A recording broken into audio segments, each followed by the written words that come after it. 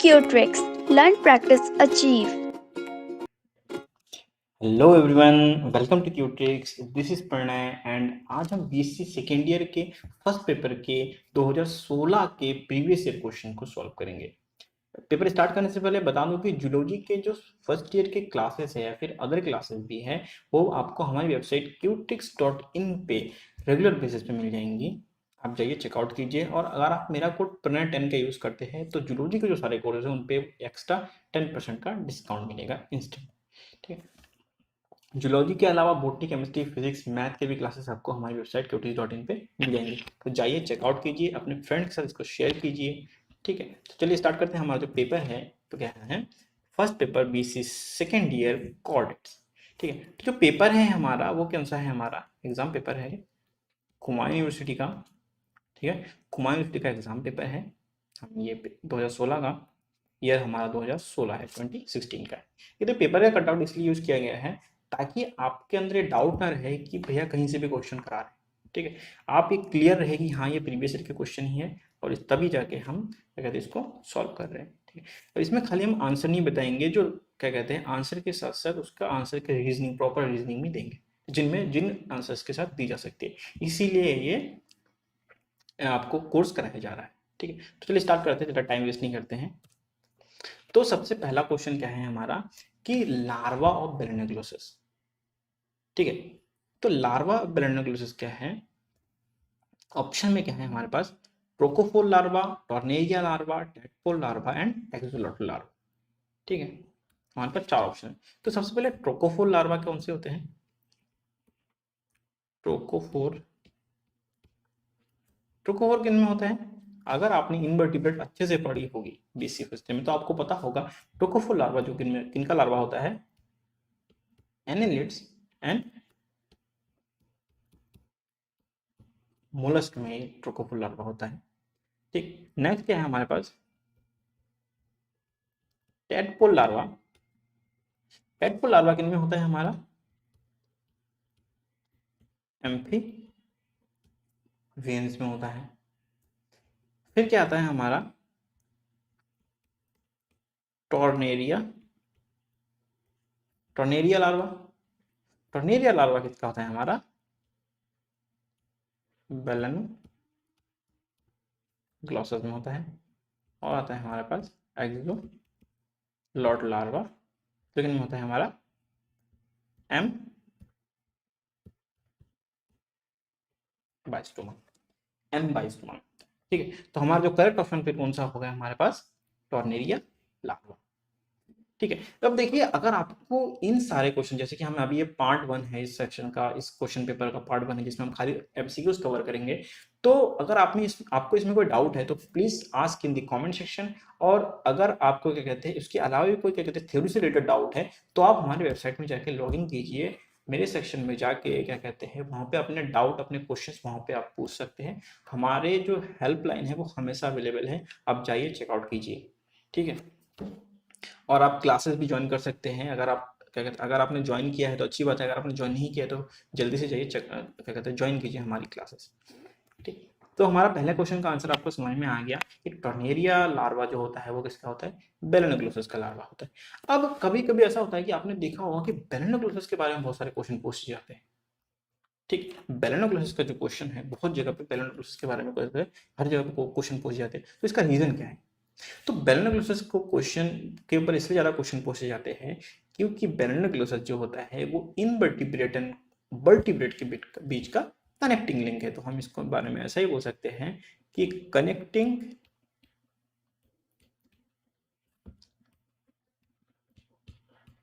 Link between invertebrates and vertebrates. Okay, second question क्या है हमारा, एम्फियोक्सिस का फीडिंग हैबिटेट कैसा होता है। देखिए एम्फियोक्सिस के जो माउथ है उसमें क्या होता है, देखिए ये बहुत इंपॉर्टेंट है, किसी का फीडिंग हैबिट आप उसके माउथ, ठीक है, आप उसके क्या कहते हैं जॉ लाइंस या फिर उनके जॉ स्ट्रक्चर से पढ़ सकते हैं। टीथ का जो अलाइनमेंट है उसके अकॉर्डिंग आप उसका फीडिंग हैबिटेट को आप जान सकते हैं। ठीक है, वो कैसी चीजें खाना प्रेफर करता है, कैसे खाना प्रेफर करता है। ठीक है। तो माउथ का स्ट्रक्चर कैसा है, अब उससे आप ये जान सकते हैं, ठीक है। तो जो फीडिंग एमिटर होता है एम्फियोफिस होता है, एम्फियोफिस किस टाइप का होता है, लॉन्ग सिलेंड्रिकल बॉडी होती है। सिंपल सपोज कर लीजिए ये लॉन्ग सिलेंड्रिकल बॉडी होती है, ठीक है। और इसके क्या कहते हैं, यहाँ पे ना सिलियरी फीडिंग मोड होता है, ठीक है। और इसके ऊपर यहाँ पे क्या होता है, हमारे फिन होते हैं। तो जब यहाँ पे सिलिया मिल रहे हैं, तो इसका मतलब क्या है कि ये फिल्टर फीडर है। मतलब जो अपने सराउंडिंग वाटर में जो फूड पार्टिकल्स है उसको क्या करता है, ये उस पे फीड करता है, उसको फिल्टर करके फीड करता है, ठीक है। तो इसका जो करेक्ट आंसर क्या होगा हमारा, filter feeder. Amphioxus is a filter feeder, okay.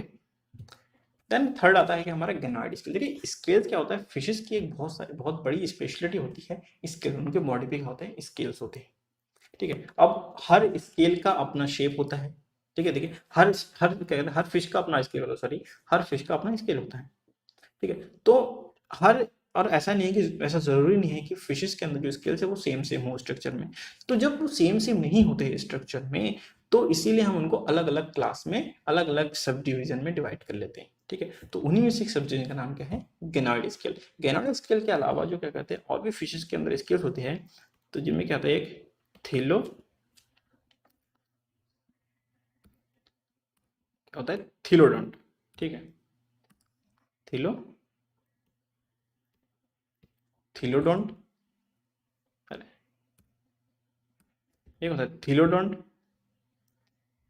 फिर आता है हमारे पास कॉस्मोइड। फिर आता है हमारा प्लेस्मोइड। फिर आता है हमारे पास प्लेकॉइड, लेप्टॉइड एंड गेनोइड, ठीक है। देखिए हर किसी का अपना अपना क्या कहते हैं, स्ट्रक्चर डिफरेंस है, इसलिए हम इनको इन सब क्या कहते हैं, इन सब सब डिवीजन में डिवाइड कर रहे होते हैं स्केल्स को, ठीक है। तो जो हमारा जो मेन कंसर्न अभी क्या है, गेनोइड स्केल्स की बात कर रहे हैं, ठीक है। तो गेनोइड स्केल क्या होता है, इसका जो स्ट्रक्चर होता है क्या होता है, ये रोम्बस होता है, फिर रोम्बट, सॉरी रोम्बस टाइप का होता है, या फिर रोम्बॉइड स्केल भी बोल सकते हैं इनको, इसको रोम्बॉइड ज़्यादा अच्छा लगेगा, ठीक है। रोम्बॉइड मतलब क्या होता है, ये डायमंड शेप, डायमंड के तरह स्ट्रक्चर, ठीक है। ये हार्डेंड होता है, ठीक है। और इनका जो गेनोइड नेमिंग है इसलिए पड़ी है क्योंकि इनमें क्या होता है, जो क्या स्केल होती है, स्केल पे क्या होती है, एक एक हमारे पास क्या होता है, एक लेयर होती है जिसे बोलते हैं डेंटाइन लेयर, ठीक है। और डेंटाइन लेयर के अलावा बॉडी में एक इनऑर्गेनिक पार्ट होता है, ठीक। तो जो डेंटाइन लेयर होती है इसमें, ठीक है, वो तो कॉमन है, बट कॉस्मोइड को छोड़ के, क्योंकि कॉस्मोइड में क्या होता है, डेंटाइन लेयर होता है, कॉस्मोइन होता है, ठीक है। तो हम वो भी नहीं बात कर रहे, अब गेनोइड स्केल की ही बात कर रहे हैं। तो गेनोइड में क्या होता है, जो इनऑर्गेनिक का क्या कहते हैं, इनऑर्गेनिक बोन पार्ट है, उसका नाम क्या है, क्या बोलते हैं हम, गेनाइन। दैट्स वाई इन स्केल्स का नाम क्या कहते हैं हम, गेनोइड स्केल बोलते हैं, ठीक है। तो ये याद रखना, गेनोइड स्केल किस टाइप के होते हैं, डायमंड शेप होते हैं, और इनका जो इनऑर्गेनिक बोन पार्ट है वो क्या है, हमारा गेनाइन हो गया। तो इसका जो करेक्ट ऑप्शन है, अब देखिए जानते हैं, तो लंग फिश से आते हैं, क्योंकि हमारे पास सपोज कर लीजिए हमें नहीं पता है, ठीक है, पॉलिप्टेरस आपको नहीं पता है, ठीक है, आपने शार्क देख रखा है, लेगो देख रखा है, लंग फिश देख रखा है सपोज, ठीक है, या फिर आपने चारों देख रखे हैं, तब तो आपको सीधा सीधा क्वेश्चन आंसर पता है। बट जो लंग फिश के अंदर होता है हमारा, क्या कहते हैं, लंग फिश के अंदर जो हमारे स्केल होते हैं वो कौन से टाइप के होते हैं, हमारे कॉस्मोइड टाइप के होते हैं, ठीक है। और जो कॉस्मोइड है कि इवोल्यूशनरी ट्री में प्लेकॉइड के बाद आते हैं, इसका मतलब क्या है कि ये प्लेकॉइड से इवॉल्व हुए, सेम लाइन में प्लेकॉइड के बाद आते हैं, ठीक है। लेवोइड में क्या होता है हमारा, डर्मल टाइप होता है, ठीक है, डर्मल टाइप होता है। शार्क में क्या होता है हमारा, प्लेकॉइड होता है, तो ये डर्मल क्या होता है, ये होता है सब डिविजन्स के बारे में बात कर रहे होते हैं। तो इसका जो करेक्ट ऑप्शन क्या है हमारे पास, अब ये हमारा कॉस्मोइड हो गया, ये डर्मल टाइप हो गया, ये हमारा प्लेकॉइड हो गया, पॉलीप्टेरस क्या हो गया हमारा, करेक्ट आंसर हो गया, जिनमें क्या होते हैं हमारे गेनोइड स्केल्स होते हैं, ठीक। नेक्स्ट क्या है कि ऑस्ट्रेकोडर्म्स। अब देखिए बैलेनोग्लोसस की तरह भी ऑस्ट्रेकोडर्म्स भी बहुत एक मेजर रोल प्ले करता है, ऑस्ट्राकोड्रम्स क्या करता है, ये जॉलेस फिश और जॉड फिश के अंदर का क्या कहते हैं, या फिर आप ऐसा भी बोल सकते हैं कि ये जॉलेस फिश का एक्सटिंक्ट मतलब लास्ट वेरिएंट था। तो this is the last fish which extinct as a jawless fish. ठीक है, आप ऐसे बात कर सकते हैं। तो जो सब इसका तो करेक्ट आंसर क्या है, जॉलेस फिश होते हैं ऑस्ट्राकोड्रम्स। ठीक है, और ये क्या है, ये कौन से पीरियड में, अगर हम बात करिए कौन से पीरियड में बने हैं ये, ऑस्ट्राकोड्रम्स की बात कर रहे हैं हम। तो ऑस्ट्राकोड्रम्स की जब बात करें तो ऑस्ट्राकोड्रम्स हुए हमारे ऑर्डोविशियन पीरियड में बने। ठीक है, पेलियोजोइक एरा, ऑर्डोविशियन पीरियड। देखिए ये मैं यो एरा और पीरियड इसलिए बता रहा हूँ ताकि आपको इवोल्यूशनरी हिस्ट्री भी क्लियर होती रहे। ठीक है, जॉलेस फिश मतलब जिनमें ही होते जॉ नहीं होते थे, जॉ का यूज नहीं होता था, वैसे बात कर सकते हैं, उनके अंदर जॉ की कोई यूज नहीं होती थी। ठीक है, तो वो ये ऑस्ट्राकोड्रम्स क्या हुए हमारे, जॉलेस फिशेस हुए। और एक कब आए, Ordovician period, Ordovician period, Ordovician period. ठीक है, डाउट को जरूर पूछिएगा, डाउट अपने मन में मत रखिएगा।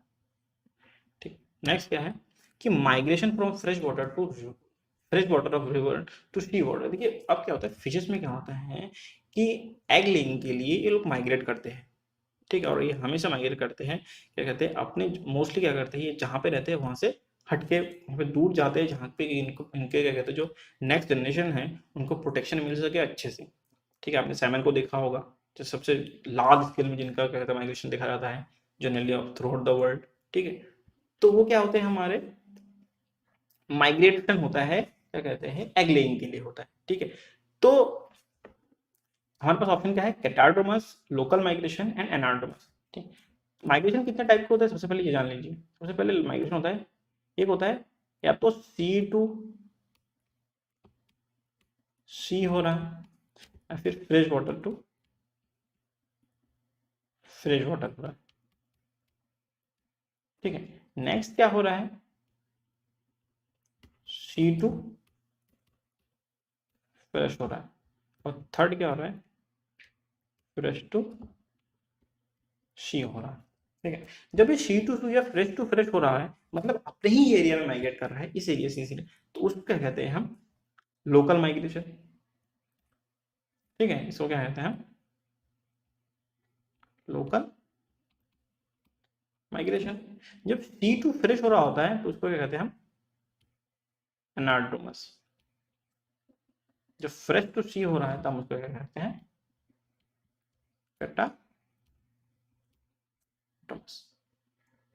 एनाटोमस माइग्रेशन, जो फिश माइग्रेट कर रही है तो उनको क्या कहते हैं, एनाटोमस फिशेस। कैटाटोमस माइग्रेशन, जो फिश माइग्रेट कर रही है उनको कहते हैं कैटाटोमस फिशेस। ठीक है, और कुछ ऐसी फिशेस जो दोनों जगह पे माइग्रेट कर रही होती है उनको कहते हैं डायड्रोमस। ठीक है, मतलब अगर वो सी में है तो फ्रेश में चली जाएगी, अगर वो फ्रेश में है तो सी में चली जाएगी, ऐसे मिलती है, जैसे कि ईल्स वगैरह भी होती है। ठीक है, तो अभी वो कंसर्न नहीं है, अभी हमारा तो क्या कहते हैं, हमारा अभी क्या कौन सा वाला हो रहा है कि ये fresh water to sea water. ठीक है, fresh water to sea water हो रहा है, fresh water to sea water क्या हुआ, कैटाटोमस। तो मतलब करेक्ट ऑप्शन क्या हुआ, ऑप्शन ए। फिर क्या है, zoological name of midwife toad. ठीक है, मिड वाइट टोड का जूलॉजिकल नेम क्या है, ये तो आपको याद करना पड़ेगा। अगर आपने क्या कहते हैं इनवर्टिब्रेट पढ़ा होगा तब भी आपने क्या कहते हैं क्लासिफिकेशन पढ़ी होगी, टेक्सोनॉमी पढ़ी होगी, है ना। तो आप जब कुछ पढ़ते हैं, मतलब जैसे कॉर्डिनेट्स या इनवर्टिब्रेट्स की बात कर रहा हूँ, तो टेक्सोनॉमी जब क्लासिफिकेशन, आप जब क्लासिफिकेशन पढ़ते हैं, कैरेक्टरिस्टिक्स पढ़ते हैं, तो उनमें कहते हैं टेक्सोनॉमी का बड़ा मेजर रोल होता है। ठीक है, तो आपको हमेशा से याद रखना है कि आपने क्लास, फैमिली,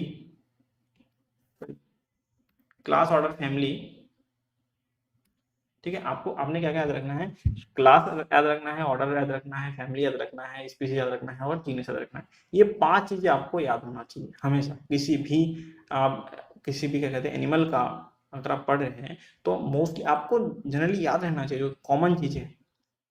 ठीक है, ये क्वेश्चन आपको हमेशा आता रहेगा, ये इस टाइप के क्वेश्चन, तो इसलिए आपको ये चीजें याद रखनी पड़ेगी, क्या कहते हैं, class, order, family, genus, species आपको याद रखनी पड़ेगी। तो मिड वाइफ टोड का जो साइंटिफिक नेम है, ठीक है, जूलॉजिकल नेम है, वो क्या है हमारा, एलाइट्स। सैलमेंडर कोई जूलॉजिकल नेम है नहीं है, टोड कोई जूलॉजिकल नेम नहीं है। ठीक है, याद रखिएगा। फिर क्या है, स्मॉलेस्ट बर्ड इज, ठीक है, ऐसे बात कर रहे थे, स्मॉलेस्ट बर्ड इज क्या है हमारे पास, ऑस्ट्रिच आपको पता है, शुतुरमुर्ग, ठीक है, एमू, कीवी, ठीक है। तो ये इस टाइप के क्वेश्चन है, अगर आपको ये चीजें आपने नहीं देखी है कभी तो आप नहीं बता पाएंगे।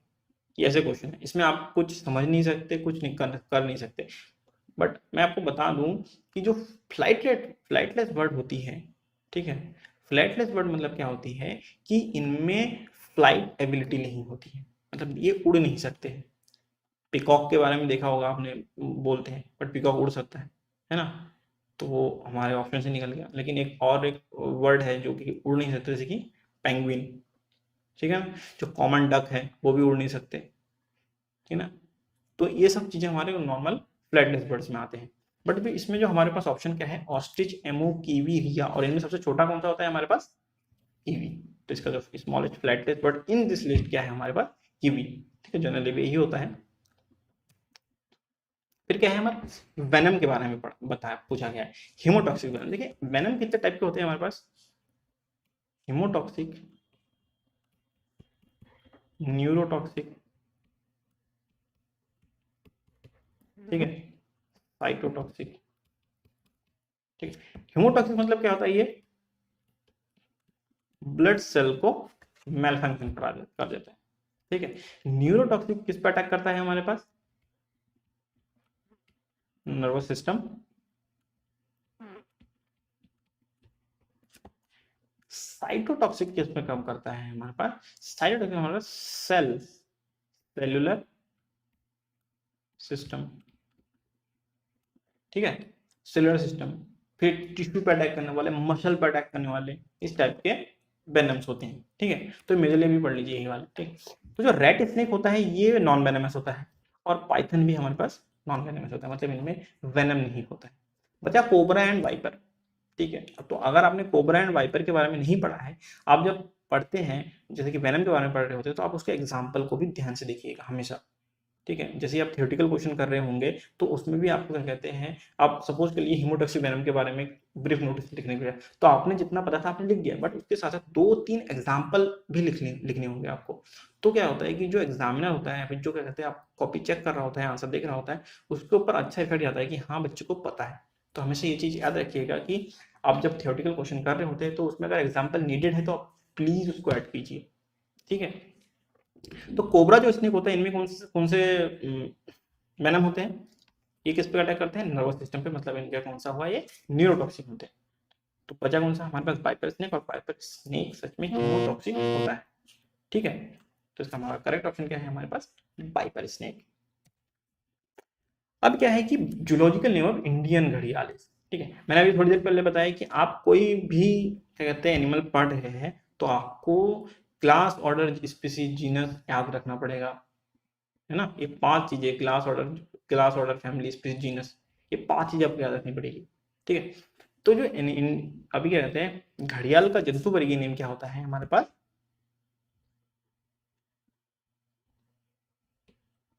गेवियालिस, स्पेलिंग में थोड़ी सी दिक्कत हो सकती है, क्या पता, गैंगटिकस, ठीक है, ये जी है हमारे पास, ये दोनों जी हैं, ठीक है। तो गेवियालिस गैंगटिकस, तो घड़ियाल का साइंटिफिक नेम है, जूलॉजिकल नेम क्या है हमारे पास, गेवियालिस गैंगटिकस, ओके। इसमें हमें कुछ ज्यादा जानने की जरूरत नहीं है, ठीक है। अगर आपने पढ़ा है, अगर आपने याद है तो याद है, वरना आपने छोड़ देना है, आप उल्टा पुल्टा कुछ भी लिख सकते हैं ना इसमें। क्या है हमारे पास मैमल्स। अब अगर आपने एनाटॉमी, ह्यूमन एनाटॉमी पढ़ी है, ठीक है, ह्यूमन एनाटॉमी पढ़ी है, अब देखिए मैमल्स मतलब पूरे मैमल्स की बात कर रहे हैं, ठीक है। तो आप चाहे ह्यूमन का पढ़े, रैट का पढ़े, कैट का पढ़े, या फिर बैट का पढ़े, सब के सब क्या है हमारे पास, हमारे जो क्या कहते हैं एनाटॉमी है वो मेजरली तो हड्डियों के नंबर वगैरह ये सब सेम होते हैं, ठीक। तो क्या जो वर्टिब्रे होते हैं वो कितने टाइप के होते हैं यहाँ पे,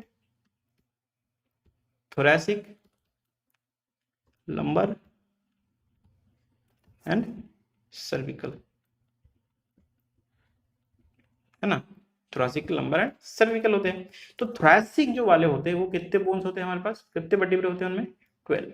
लंबर होते हैं हमारे पास 5, एंड सर्विकल होते हैं हमारे पास 7। हमारे पास क्वेश्चन क्या पूछा गया है, क्वेश्चन में सर्विकल वर्टिब्रेट के बारे में पूछा गया है, तो आंसर क्या होगा हमारे पास सी 7। 7 सर्विकल वर्टिब्रेट होते हैं मैमल्स। 9th क्या है, सॉरी 11th क्या है हमारे पास, तीनों जो एक एरा। देखिए एरा क्या होता है, देखिए सबसे पहले टाइम लेंथ की बात करते हैं, सबसे पहले हमारे पास टाइम आता है इयन, फिर आता है हमारे पास एरा। ठीक है, ठीक है। तो तीनों जो एरा इज कॉल्ड एज, तो ऑप्शन ये है एज ऑफ प्रिमिटिव एनिमल्स। तो प्रिमिटिव एनिमल्स का एज कब हुआ था, पेलियोजोइक एरा में। ठीक है, पेलियोजोइक एरा में कैम्बियन, आप एक कैम्बियन पीरियड है, वहां पे क्या होता है प्रिमिटिव एनिमल्स। प्रिमिटिव एनिमल्स मतलब क्या है, जब हम प्रिमिटिव एनिमल्स की बात कर रहे होते हैं तो प्रिमिटिव एनिमल्स क्या हुए हमारे इनवर्टिब्रेट्स। तो सबसे पहले एज ऑफ प्रिमिटिव एनिमल्स कब हुआ हमारा, कैम्ब्रियन पीरियड में हुआ। ठीक है, तो हमारा ऑप्शन ये भी गलत हो गया, ऑप्शन ये हमारे पास आउट आउट हो गया। फिर क्या age of reptiles, option B क्या हमारे पास एज ऑफ रेप्टाइल। देखिए एज ऑफ रेप्टाइल्स के बारे में बड़ा अच्छा है, क्योंकि एज ऑफ रेप्टाइल्स दो बार हुए, दो बार हुआ ओरिजिन हुआ पूरे एवोल्यूशनरी ट्री में, रेप्टाइल्स का एवोल्यूशन दो टाइम हुआ। फर्स्ट एक हुआ पेलियोजोइक एरा में, पेलियोजोइक एरा के कार्बोनिफेरस पीरियड में क्या कहते हैं, ठीक है कैम्ब्रियन पीरियड, ये हो गया हमारा पेलियोजोइक एरा। ठीक है, अब इसमें क्या होता है, एक बार एज ऑफ रेप्टाइल्स कब हुआ, एक बार हुआ पेलियोजोइक एरा में, मैं लिख देता हूं पेलियोजोइक एरा में कार्बोनिफेरस पीरियड में, कार्बोनिफेरस पीरियड में। बट जब पेलियोजोइक एरा का एंडिंग हुआ तो जो मास है, जो टोटल अर्थ पे जो एनिमल मास था उसका 90% एक्सटिंक्ट हो गया, तो उस 90% के साथ साथ रेप्टाइल्स भी चले गए। अब रेप्टाइल्स का फिर से ओरिजिन हुआ, और वो ओरिजिन किसमें हुआ हमारा मीसोजोइक एरा में। तो हमारा रेप्टाइल्स भी निकल गया, क्योंकि ये इसका ओरिजिन क्या से हुआ मीसोजोइक एरा में। ठीक है, अब फिर क्या आता है एज ऑफ फिशेस। फिशेस का एज कब हुआ, फिशेस का एज हुआ हमारे पास क्या कहते हैं प्रिमिटिव एनिमल्स के साथ साथ पेलियोजोइक एरा में हुआ। ठीक है, इनवर्ट सॉरी आप ये किस कब की बात हो रही है, ये हो रही है ऑर्डोविशियन पीरियड की बात कर रहे हैं। पेलियोजोइक एरा में ऑर्डोविशियन पीरियड में सबसे पहले जॉलस फिश एगनाथा, मैंने पढ़ा होगा एगनाथा, एगान्था जैसे पढ़ते हैं आप इसको, तो उस उन फिशेस का क्या कहते हैं ओरिजिन हुआ। ठीक है, तो फिशेस भी पेलियोजोइक एरा में, हमसे पूछा गया सिनोजोइक एरा। ठीक है, तो एज ऑफ फिशेस की बात करें,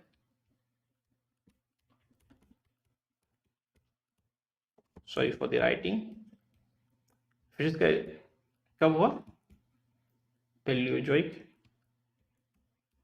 एरा ऑर्डोविशियन पीरियड। ठीक है, फिर क्या आया हमारे पास एज ऑफ मैमल्स।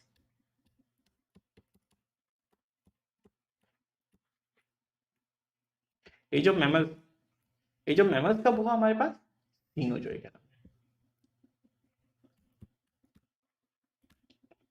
ठीक है, तो इसका करेक्ट ऑप्शन क्या हुआ हमारे पास एज ऑफ मैमल्स।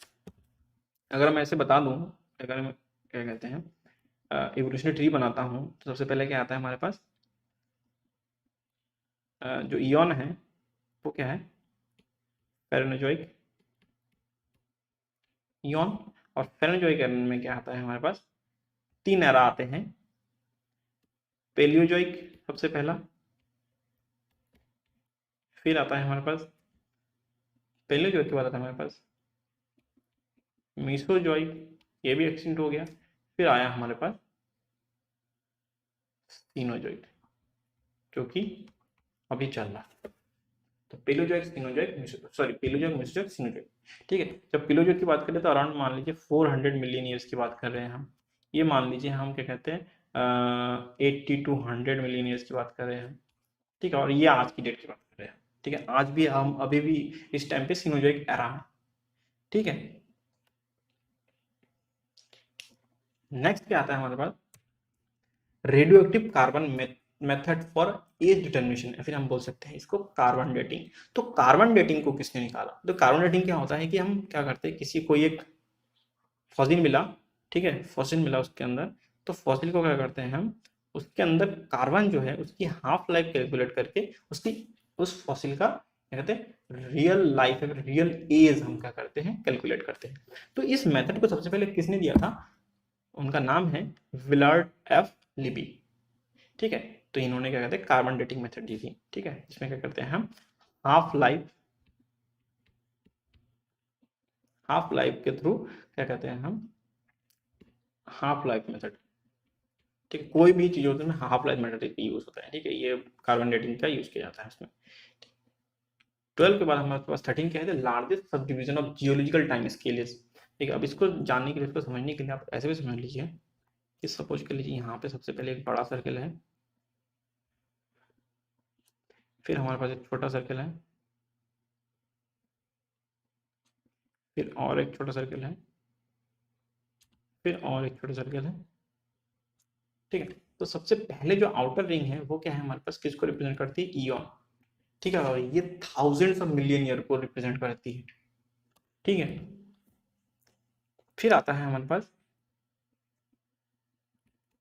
एरा, ये almost hundreds hundreds of million year को रिप्रेजेंट कर रही होती है। मतलब आप सपोज करिए ये 500 to 700 ऐसे ऐसे भी सोच 500,000 मिलियन ईयर की बात कर रहे हैं, ठीक है।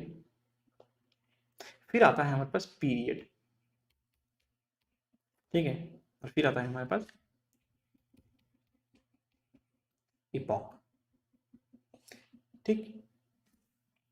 तो इस लेवल से अगर हम देखते हैं तो सबसे बड़ा कौन सा? इयॉन। बट इस लिस्ट में इयॉन नहीं है, तो इयॉन के बाद कौन सा बड़ा है? एरा। तो हमारा ऑप्शन क्या होगा, करेक्ट आंसर क्या होगा हमारे पास?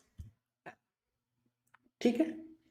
नहीं, अब ये इसमें जो सेंचुरी है, तो इपॉक के बाद इसके अंदर सेंचुरी आती है जिसको हम एज भी कहते हैं, एज भी कहते हैं, ठीक है। तो बट जियोलॉजिकल टाइम स्केल पे हम उसको ऐसे नहीं नाप सकते, ये नॉर्मल टाइम स्केल भी बात कर सकते हैं। तो इपॉक के बाद कहते हैं हमारे पास एज आता है, ठीक है। अब कहते हैं which of the following is an example of living fossil. तो सबसे पहले लिविंग फॉसिल होता क्या है? 14 क्वेश्चन में क्या है आप जानेंगे कि लिविंग फॉसिल के बारे में। तो इनमें से कौन सा लिविंग फॉसिल है? तो लिविंग फॉसिल कैसा होता है कि जब इसका क्या कहते हैं ये एग्जिस्टेंस में आया, ठीक है, तो at the starting of the existence and till the date, मतलब जब से एग्जिस्टेंस में आया तब से आज की डेट तक इसमें बिल्कुल ही मतलब नेग्लिजिबल चेंजेस हुए, इसकी बॉडी बिल्कुल भी इवोल्यूशन को फॉलो नहीं करी है, ठीक है, क्योंकि ये पहले से ही परफेक्ट था। अब इवोल्यूशन में एडेप्टेशन होती है इवोल्यूशन में, ठीक है। तो मतलब ये पहले से ही उस फॉर्म में था जो कि हर एक इवोल्यूशनरी फेज के लिए परफेक्ट था, इसमें कोई चेंजेस करने की जरूरत नहीं पड़ी, ठीक है। तो वही होते हैं हमारे पास लिविंग फॉसिल। और लिविंग फॉसिल का सबसे एक मेजर मतलब क्या कह सकते हैं गुण है कि इसके जो क्लोज रिलेटिव होते हैं वो नहीं होते हैं, सारे के सारे एक्सटेंड हो चुके होते हैं। क्लोज रिलेटिव की बात कर रहा हूँ, ये नहीं क्लोज रिलेटिव की बात कर रहा हूँ, ठीक है। तो इसका जो करेक्ट ऑप्शन है वो क्या है हमारे पास? स्पिनोडॉन। स्पिनोडॉन हमें मिलता है, हमारा स्पिनोडॉन मिलता है हमारे पास न्यू जीलैंड, न्यूजीलैंड में मिलता है, ठीक है। और ये किस टाइप का ग्रिड जैसा दिखता है, ठीक है, ग्रिड जैसा दिखता है, ठीक है। तो इसी के साथ हमारा जो कहते हैं एमसीक्यू का पार्ट 1, जैसे कि हम प्रीवियस ईयर का 2016 के क्वेश्चन पेपर का एमसीक्यू सारे यहीं पे खत्म होते हैं, ठीक है। अगर आपको कहीं से भी हेल्पफुल लगी है तो do hit the like button, ठीक है। अपने फ्रेंड के साथ भी शेयर करिए इसको। एंड क्या कहते हैं इसके अलावा अगर आपको लेक्चर्स अटेंड करने हैं, क्लासेस अटेंड करनी है, तो प्लीज़ हमारे qtix.in पे जाइए और क्या कहते हैं कॉन्टैक्ट करिए हमारे क्या कहते हैं हमारे डेवलपर्स से। वो आपको हेल्प करेंगे पूरी तरह से, हमारे वहाँ पे आपको हेल्पर मिल जाएंगे, बहुत सारे हेल्पर मिल जाएंगे। आप जाइए, बेझिझक जाइए, चेकआउट कीजिए। अगर आपके मन में कोई डाउट है या तो आप कमेंट में पूछिए, ठीक है। कमेंट से ज़्यादा अच्छा होगा कि आप हमारे वेबसाइट qtix.in पे जाके पूछिए। वहाँ पे आप मेरे प्रोफाइल में जाके वहाँ पे डाउट सेक्शन में जाके जो क्वेश्चन पूछने हैं आपको, इस पेपर से रिलेटेड क्वेश्चन है, किसी दूसरे पेपर से रिलेटेड क्वेश्चन है, लेक्चर से रिलेटेड क्वेश्चन है, वो सारे के सारे क्वेश्चन आपको वहाँ पे सॉल्व कर दूंगा मैं, ठीक है। अगर मैं नहीं होऊंगा तो वहाँ पे कोई ना कोई आपको मिलेगा ही मिलेगा, ठीक है। तो इसी के साथ चलिए ये वाला लेक्चर हम यहीं पे कंप्लीट करते हैं, ये वाला सेक्शन, ठीक है। नेक्स्ट लेक्चर में हम क्या करेंगे, इसी पेपर का क्या कहते हैं सेकंड पार्ट में हम थियोरेटिकल क्वेश्चन सॉल्व करेंगे, ओके। तो तब तक टेक केयर एंड स्वस्थ रहिए, मस्त रहिए।